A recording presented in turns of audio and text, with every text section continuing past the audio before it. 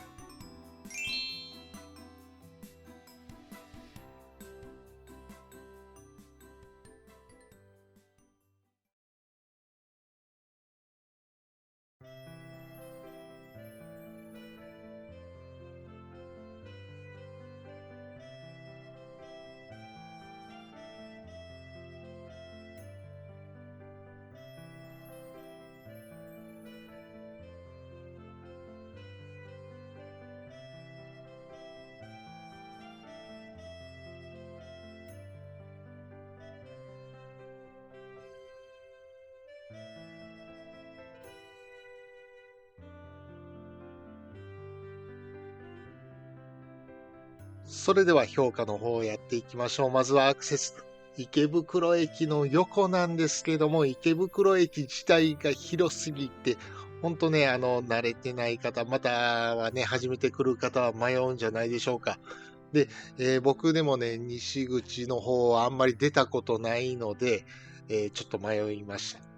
そしてりっちゃんもう言うことありませんね。池袋というところが本当にね、何でも揃ってるところなので、もうこれは星5つです。建物設備はまあもちろんいいんですよ。いいんですけども、やっぱりハイクラスって考えたときに何か一つ物足りないんじゃないかなというふうに、思いました。そして部屋はやっぱりね、良かったと思います。ハイクラスで他の部屋になるともっといいんでしょうけども、まあ普通に考えたらめちゃくちゃいい部屋かなと思います。中でもね、僕気に入ったのはやっぱりユニットバスかなと思いますよ。サービスはまあ有料のね、ルームサービスはいろいろあるんですけども、やっぱり無料でないっていうのはまあ僕がそういうホテルばっかり泊まってるからそう感じるのかなと思いますけども、あった方がやっぱり、ありがたいなと思いました。そして朝食は今回はいただいてないので、評価していませんが、もしあったらまあ3つ4つはね、絶対あると思います。というわけで総合評価は 3.8。満足度は高いけれども、何か一つ物足りなさはあるかなと思います。やっぱりこれをハイクラスなので、やっぱお金を使ってこその、満足いくサービスが得れるのかなと思いました。今回久しぶりの東京でやっぱり東京来たなっていう感じがね、まあしましたね。なんか朝ね、ご飯食べた後、ちょっとうろちょろしてて、駅の前を通った時に、サラリーマン風のね、スーツ姿のおじさんが、地べたにね、座り込んでて、で、何してんのかなと思ったらいきなり口からゲっていう風にね、戻してました。なんか東京らしいのかな、いや、大阪でもあるか。まあ、そんなことよりも人類皆麺類さんのね、ラーメンがめっちゃうまかったですね。あれ本当にね、これまで食べてきたラーメンの中で本当一番美味しいかなと思いました。で、大阪に本店があるんですよ。で、店の方と話してね、ぜひね、大阪の方でも行ってくださいということだったので、確かね、西中島か、新大阪か、そのあたりにあったと思いますので、ぜひ行ってみたいと思います。それでは本日の動画はここまでです。最後までご視聴いただきありがとうございました。チャンネル登録、グッドボタン、そしてコメントもよろしくお願いいたします。では次回の動画でお会いしましょう。さようなら。